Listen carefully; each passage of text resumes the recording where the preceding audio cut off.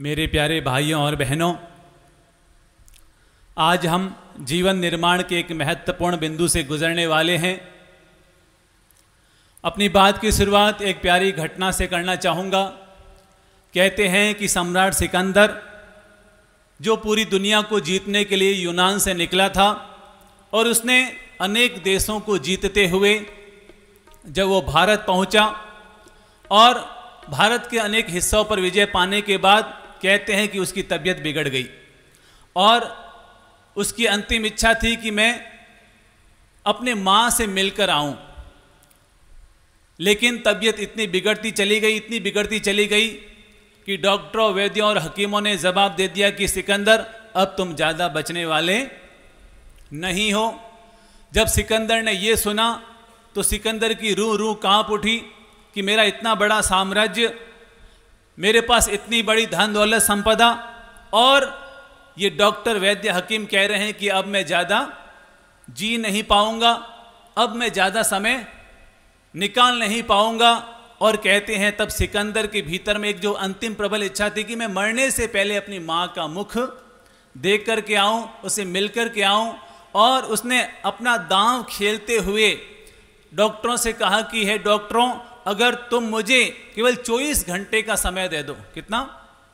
केवल 24 घंटे का समय दे दो तो मैं मेरे शरीर का जितना भार है उतना किलो सोना मैं आपको उपहार में दे दूंगा। जैसे ही डॉक्टर ने ये सुना तो डॉक्टर ने कहा कि भाई, आप अपने भार जितना नहीं, हाथी के भार जितना भी अगर सोना दे दो, लेकिन हमारे में ये ताकत नहीं है कि हम आपको 24 घंटे की मोहलत दे पाएं। तब कहते हैं कि सिकंदर का स्वास्थ्य और बिगड़ने लगा। उसे लगा कि अब मैं शायद ज़्यादा जी नहीं पाऊंगा, लेकिन जीने की प्रबल आकांक्षा, जीने की प्रबल इच्छा। फिर उसने दूसरा दांव खेला और डॉक्टरों से कहा कि हे डॉक्टरों, केवल मुझे 12 घंटे का समय दे दो। कितना? केवल 12 घंटे का समय दे दो ताकि मेरी जो अंतिम इच्छा है वो पूरी हो जाए। लेकिन डॉक्टरों ने हाथ खड़े कर दिए और कहते हैं तब सिकंदर ने अंतिम दांव खेलते हुए कहा कि मुझे सिर्फ 1 घंटे की मोहलत दे दो तो मैं अपना आधा साम्राज्य तुम्हारे नाम कर दूंगा। लेकिन कहते हैं कि डॉक्टर ने भी हाथ खड़े कर दिए कि ये हमारे हाथ में नहीं है। और कहते हैं कि जिस सिकंदर ने पूरी दुनिया को जीतने की कोशिश की, लेकिन सब कुछ देख कर के भी वो 1 घंटे का समय भी अपने लिए प्राप्त नहीं कर पाया। वो सब कुछ लुटा कर भी अपने लिए 1 घंटे का समय बचा नहीं पाया। और कहते हैं कि वहीं पर उसकी सांस उखड़ गई और वो इस दुनिया से चला गया। आप समझ सकते हैं कि इस दुनिया में धन से इंसान सब कुछ खरीद सकता है, लेकिन बीते हुए समय को नहीं खरीद सकता। हम धन से दुनिया की हर चीज खरीद सकते हैं, लेकिन समय को हम नहीं खरीद सकते। इसीलिए कहते हैं कि समय रहते हमें जिंदगी को बदल लेना चाहिए। समय रहते हमें जिंदगी को बदल लेना चाहिए, क्योंकि फिर ये जिंदगी नहीं मिलेगी हमें समय बदलने के लिए। फिर हमें ये जिंदगी नहीं मिलेगी समय बदलने के लिए। तो याद रखना, इस दुनिया में 3 चीजें बड़ी दुर्लभ होती है जिसका कोई पता नहीं चलता। नंबर 1, मुंह से निकले शब्द। नंबर 2, माँ के पेट से निकला हुआ बच्चा। और नंबर 3, बीता हुआ समय वापस कभी लौट करके नहीं आता है। इसीलिए तो कहते हैं कि 3 चीजें इंतजारी नहीं करती है। नंबर 1, दुकान पर आया हुआ ग्राहक, वो इंतजारी नहीं करता। नंबर 1, दुकान पर आया हुआ ग्राहक इंतजारी नहीं करता। नंबर 2, मौत आई हुई वापस नहीं जाती। और नंबर 3, समय, जो एक बार हाथों से निकल जाए तो वापस हाथ नहीं लगता है। इसलिए हमें अपने जीवन में, अगर जीवन में सबसे बड़ी अनमोल कोई वस्तु है तो इस जीवन के बाद अगर कोई दूसरी वस्तु है तो वो है समय, वो है टाइम। तो इसलिए इंसान को टाइम मैनेजमेंट के प्रति सजग और सावधान रहना चाहिए। भगवान श्री महावीर को भी 24 घंटे मिलते थे, महात्मा गांधी को भी 24 घंटे मिलते थे, स्वामी विवेकानंद जी को भी 24 घंटे मिलते थे, और हमें भी 24 घंटे ही मिल रहे हैं। हो सकता है किसी को धन कम या ज़्यादा मिले, हो सकता है किसी को सुंदरता कम या ज़्यादा मिले, हो सकता है किसी को बुद्धि कम या ज़्यादा मिले, पर समय तो सबको समान ही मिला करता है। जो समय का सदुपयोग करते हैं वो महात्मा गांधी और भगवान श्री महावीर जैसे महापुरुष बन जाते हैं, और जो समय का सदुपयोग नहीं करते वो सामान्य इंसान बने रह जाते हैं। तो हमें अपने जीवन में अपने समय का पल पल उपयोग करते रहना चाहिए, उसका पल पल सदुपयोग करते रहना चाहिए। अरे यूं ही वक्त को दोष मत दिया करो, अरे यूं ही वक्त को दोष मत दिया करो, अरे अपने हर वक्त का सदुपयोग किया करो। वक्त को यूं ही दोष मत दिया करो, अपने हर समय का सदुपयोग किया करो। अरे वक्त का भरोसा नहीं है, इसलिए कल को भूल जाओ और वर्तमान को जिया करो। कल को भूल जाओ और वर्तमान को जिया करो। तो आज मैं आप सभी भाई बहनों से एक निवेदन कर रहा हूं, और वो है कि हमें अपने टाइम मैनेजमेंट के प्रति हमेशा सजग और सावधान रहना चाहिए। आप में से ऐसे कौन भाई बहन है जो खुद से प्यार करते हैं? ऐसे कौन भाई बहन जो खुद से सबसे ज्यादा प्यार करते हैं? तो मैं उन सभी से निवेदन करना चाहूंगा कि प्लीज, अगर आप अपने आप से प्यार करते हैं तो अपने समय का सदुपयोग कीजिए, क्योंकि समय को बर्बाद करना खुद को बर्बाद करने के बराबर हुआ करता है। समय को बर्बाद करना खुद को बर्बाद करने के बराबर हुआ करता है। तो भगवान ने हमें 24 घंटे दिए हैं, इस 24 घंटे का हमें कैसे सदुपयोग करना ये हमारे अपने हाथ में ही हुआ करता है, ये हमारे अपने हाथ में हुआ करता है। आपको मालूम है भगवान श्री महावीर ने एक लाइन अपने शास्त्रों में 1 बार नहीं, 100 बार नहीं, 1000 बार नहीं, 1 लाख से भी ज्यादा बार कही है। वो कौन सी लाइन है बता सकते हैं? भगवान श्री महावीर ने एक लाइन 1 लाख बार से भी ज्यादा अपने शिष्यों को संबोधित करते हुए कही है। वो लाइन कौन सी है? हैं? जो आज मैं समय से रिलेटेड है वो मैं बता रहा हूं। उन्होंने अपने शिष्य गौतम स्वामी को संबोधित करते हुए एक लाइन बार बार कही है कि संयम गोयम मां पमाये। क्या लाइन कही है?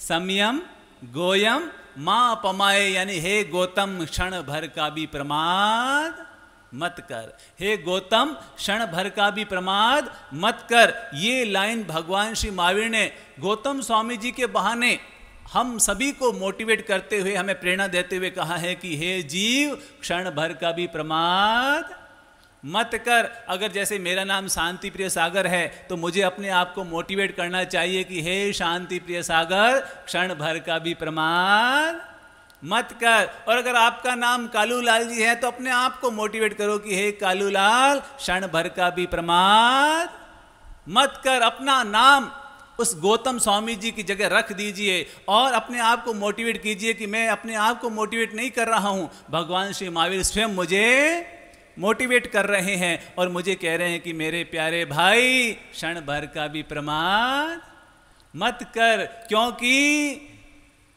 इस दुनिया में हम हर चीज को वापस प्राप्त कर सकते हैं, लेकिन बीते हुए समय को हम वापस प्राप्त नहीं कर सकते हैं। आपको मालूम है एक चित्रकार ने बहुत शानदार चित्र बनाया, लेकिन लोगों को बिल्कुल समझ नहीं आया।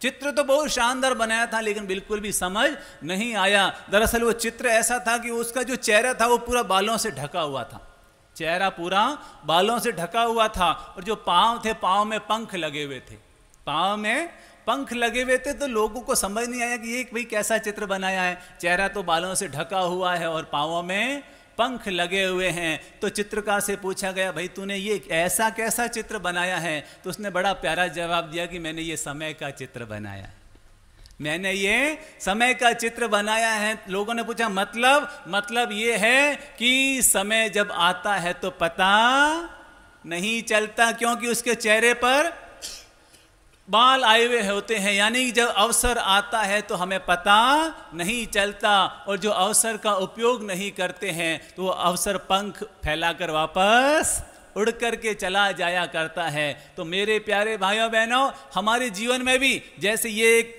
सत्संग महाकुंभ का दिव्य अवसर आया है, आप सब लोग आ रहे हैं और अपने समय का सदुपयोग करते हुए इसका भरपूर लाभ उठा रहे हैं। लेकिन अनेक लोग हैं जो सोच रहे हैं जाएंगे जाएंगे जाएंगे, और परिणाम ये आएगा कि प्रवचन माला पूरी हो जाएगी और वो यहाँ पर आ ही नहीं पाएंगे, और फिर उसके बाद पछताएंगे, अरे यार मैं चला गया होता तो, तो कहते हैं कि अवसर आए तो उसका उपयोग कर लेना चाहिए, क्योंकि जब अवसर चला जाता है तो पछताने के अलावा हाथ कुछ नहीं लगता है। इसीलिए कहावत प्रसिद्ध हुई है कि फिर पछताए होत क्या जब चिड़िया चुग गई खेत। तो मेरे प्यारे भाइयों बहनों, हमें जो ये जीवन मिला है ये वास्तव में बहुत अमूल्य जीवन है, बहुत महान जीवन है। तो हमें इसके समय का पल पल उपयोग करना चाहिए, इसके हर क्षण का हमें उपयोग करना चाहिए। अगर हम शाम को सोते हैं, रात को सोते हैं, तो रात को सोने से पहले अपने आप से पूछना चाहिए कि जो मैंने आज दिन भर जीवन जिया है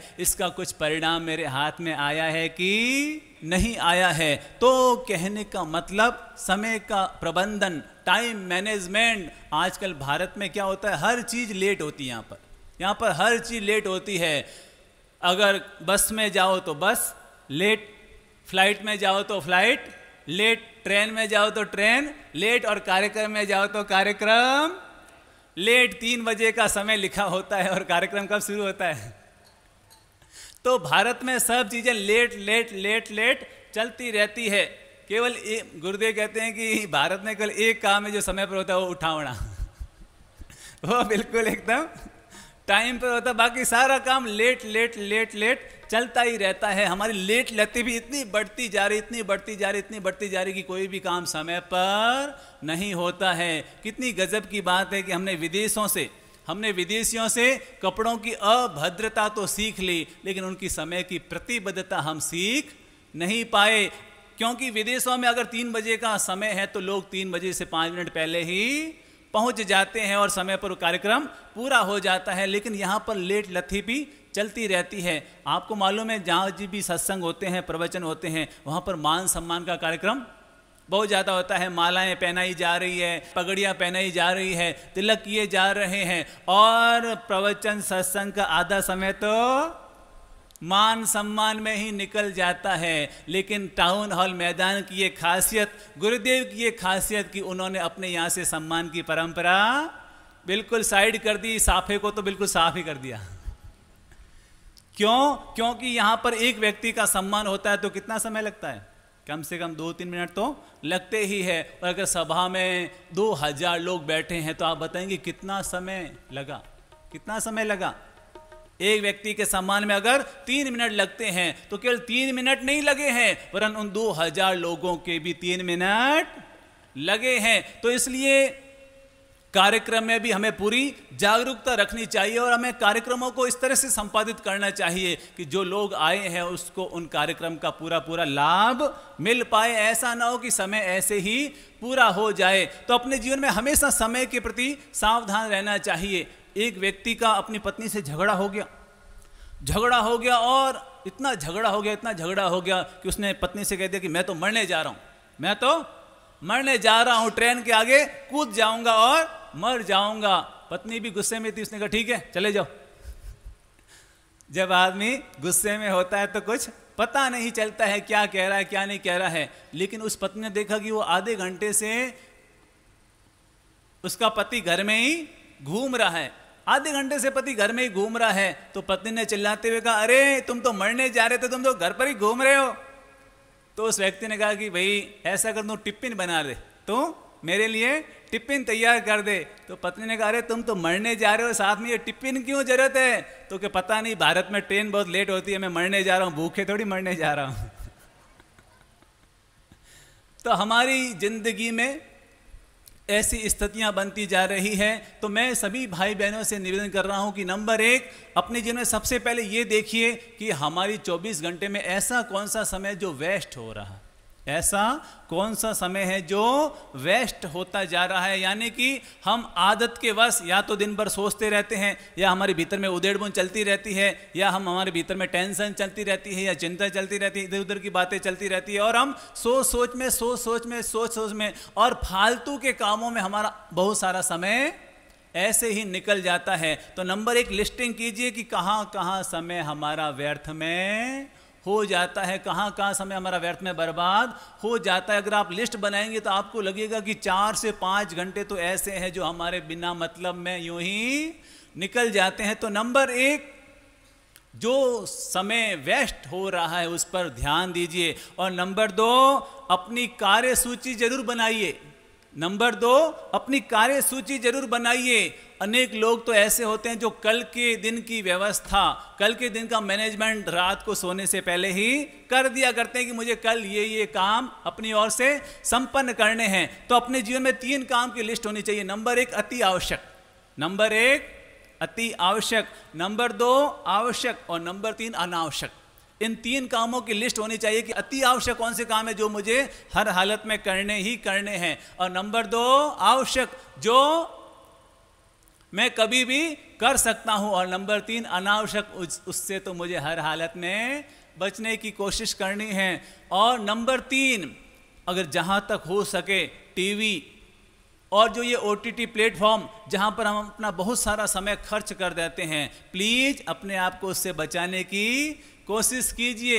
अनेक लोग क्रिकेट देखने के इतने शौकीन होते कि दिन भर क्रिकेट में ही अपना खर्च कर देते हैं। कुछ लोग मूवी देखने में इतने शौकीन होते हैं कि मूवी देखने में ही अपने 3-3 घंटे 5-5 घंटे लगा दिया करते हैं। और कुछ लोग जब व्हाट्सएप पर बैठते हैं, फेसबुक पर बैठते हैं, तो पता ही नहीं चलता कितना समय का समय निकल जाता है। प्लीज अपने समय की मर्यादा बनाइए कि अगर मुझे सोशल मीडिया में भी समय देना है तो मुझे इतना समय देना है, क्योंकि समय हमें वहीं पर लगाना चाहिए वापस जिसका हमें जिसका रिजल्ट मिलता हो। जैसे आपने खाना 3 घंटे में बनाया, लेकिन अगर घटिया खाना बनाया तो आपके 3 घंटे सफल हुए कि बर्बाद हुए? तो जो भी काम करें उसको परफेक्ट करने की कोशिश करें, ताकि हमने जो अपना समय इन्वेस्ट किया है उसका हमें वापस रिजल्ट भी मिल पाए। 2 तरह के काम होते हैं। एक काम तो वो होते हैं जिसमें हम 20% मेहनत लगाते हैं और हमें 80% रिजल्ट मिलता है, और दूसरे काम ऐसे होते हैं जिसमें हम 80% मेहनत लगाते हैं और 20% ही रिजल्ट मिलता है। तो अपने जीवन में जरूर देखिए कि ऐसे कौन से काम हैं जिसमें मैं एनर्जी तो बहुत ज़्यादा लगाता हूं लेकिन मुझे रिजल्ट बिल्कुल भी नहीं मिलता है। और इसलिए ऐसे कामों पर फोकस कीजिए जिस पर हम एनर्जी लगाते हैं, तो उसका हमें मल्टीप्लाई होकर के वापस रिजल्ट आए। तो ये दूसरा काम अपने जीवन में जरूर ध्यान रखिए। और नंबर 3 अपने 24 घंटों को 8-8-8 में बांट दीजिए। अपने 24 घंटों को कैसे? 8-8-8 में बांट दीजिए। यानी कि पहले 8 घंटे वो हमें हार्ड वर्किंग में लगाने चाहिए। 8 घंटे यानी कि जम करके हमें मेहनत में लगाने चाहिए। जो भी है, अगर आप बिजनेस में है तो बिजनेस में लगाइए, चाहे आप जॉब में है तो जॉब में लगाइए, चाहे आप घर में है तो घर में लगाइए। 8 घंटे मेहनत जम के कीजिए और दूसरे 8 घंटे रेस्ट के लिए, विश्राम के लिए समर्पित कीजिए। और तीसरे 8 घंटे उसमें नंबर 1 उसमें 2 घंटे तो अपने आप के लिए लगाइए, 2 घंटे अपने हेल्थ के लिए लगाइए। यानी कि 2 घंटे उसमें एक्सरसाइज कीजिए, प्राणायाम कीजिए, ध्यान कीजिए, अच्छी किताबों को पढ़ने की आदत डालिए, सत्संग कीजिए। 2 घंटे खुद के लिए लगाइए, खुद की हेल्थ के लिए लगाइए। और नंबर 2 घंटे फैमिली के लिए समर्पित कीजिए, अपने मित्रों के लिए समर्पित कीजिए। और 2 घंटे सोशल मीडिया के लिए, एंटरटेनमेंट के लिए आप समर्पित कर सकते हैं। और बाकी बचे 2 घंटे वो अपने सेल्फ डेवलपमेंट में लगाइए। यानी कि आज हम जहां खड़े हैं ऐसा न हो कि हम वहीं पर ही खड़े रहें। अपने आप को डेवलपमेंट करने के लिए जरूर लगाइए कि जहां आज हमारा स्तर है उससे और हमारा स्तर थोड़ा ऊंचा उठ सके। चाहे वो बोलने की कला हो या चित्र बनाने की कला हो या लिखने की कला हो, XYZ जिसमें भी आपकी रुचि हो, अपने आप को डेवलप करने में अपना समय जरूर इन्वेस्ट कीजिए ताकि हमारे जीवन में प्रोग्रेस आगे से आगे होती चली जाए। तो अगर हम इस तरह से नंबर 1 जो समय वेस्ट हो रहा है उसको हम माइनस करते चले जाएंगे, नंबर 2 जो हमारे अति आवश्यक काम है अगर हम उसकी लिस्ट बना करके अगर हम बैठेंगे तो मान कर चलिए हम दिन भर ज़्यादा काम कर पाएंगे। और अगर हम लिस्ट नहीं बनाएंगे तो कभी दिमाग इधर दौड़ेगा, कभी दिमाग इधर दौड़ेगा, कभी दिमाग उधर दौड़ेगा। हमारे गुरुदेव ने बहुत प्यारी बात कही है कि हम 24 घंटे को तो 25 घंटे नहीं कर सकते। हम 24 घंटों को 25 घंटे कर सकते हैं? है किसी में ताकत? है किसी में ताकत? 24 घंटे को हम 25 घंटे नहीं कर सकते। लेकिन अगर हम अपने समय को टाइम मैनेजमेंट बना करके चलें तो याद रखना हम 24 घंटों में 25 घंटे का काम जरूर कर सकते हैं। हम 24 घंटे में 25 घंटे का काम जरूर कर सकते हैं। अगर आप जानना चाहते हैं कि समय की कीमत क्या होती है तो 1 साल की कीमत 1 साल की कीमत उस विद्यार्थी से पूछो जिसने लापरवाही के चलते एग्जाम नहीं दिया और वो फेल हो गया, तो वो बताएगा कि 1 साल की कीमत क्या हुआ करती है। और 1 महीने की कीमत उस महिला से पूछो जो गर्भवती है, जिसे अपने बच्चे को 9 महीने में जन्म देना था लेकिन 8 महीने में ही बच्चे का जन्म हो गया, तो वो बताएगी कि 1 महीने की कीमत क्या होती है। अगर बच्चा 1 महीना और पेट में रह जाता तो उसका डेवलपमेंट पूरा का पूरा हो जाता। और 1 सप्ताह की कीमत, 1 सप्ताह की कीमत उस अखबार निकालने वाले से पूछो जो साप्ताहिक अखबार निकलता है लेकिन किसी कारण वो अखबार निकाल नहीं पाया और उसकी ग्रोथ पीछे हो गई। और 1 घंटे की कीमत किससे पूछनी चाहिए, बताएंगे कोई? 1 घंटे की कीमत उस सिकंदर से पूछो जो 1 घंटा पाने के लिए अपना पूरा साम्राज्य कुर्बान करने के लिए भी तैयार हो गया था।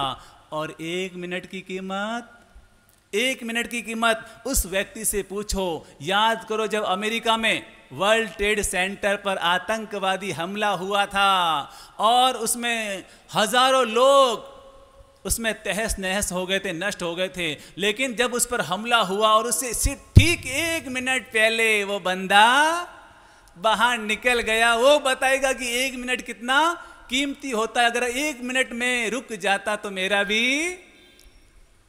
और 1 सेकंड की कीमत उस धावक से पूछिए, 1 सेकंड की कीमत उस एथलीट से पूछिए, उस धावक से पूछिए कि अगर वो 1 सेकंड ज्यादा दौड़ने में सफल हो जाता तो सिल्वर की बजाय उसे भी गोल्ड मेडल मिल जाता।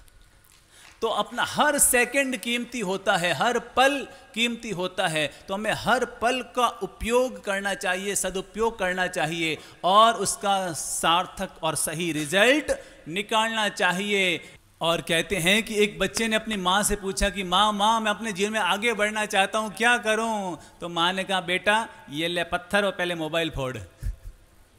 अगर अपने जीवन में आगे बढ़ना चाहता है तो जो समय का हमारा सबसे ज़्यादा मिसिंग होता है, दुरुपयोग होता है, उस पर हमें कंट्रोल लगाना चाहिए और अपने हर पल का उपयोग करना चाहिए। तो यूं ही समय को दोष मत दिया करो, यूं ही समय को दोष मत दिया करो, हर पल का सदुपयोग किया करो, क्योंकि ये जिंदगी दोबारा नहीं मिलती। इसलिए कल की चिंता छोड़ो और आज का उपयोग किया करो, आज का उपयोग किया करो, आज का उपयोग किया करो। तो आप सभी भाई बहनों से क्या निवेदन है, क्या हम संकल्प ले रहे हैं? आज से क्या संकल्प ले रहे हैं, क्या मन बना रहे हैं कि हम टाइम मैनेजमेंट के अकॉर्डिंग चलेंगे और अपने हर पल का सार्थक सदुपयोग करने की कोशिश करेंगे, क्योंकि दुनिया में सब कुछ दोबारा मिल जाता है पर यह जिंदगी दोबारा नहीं मिलती है। सबके लिए बहुत बहुत शुभकामनाएं।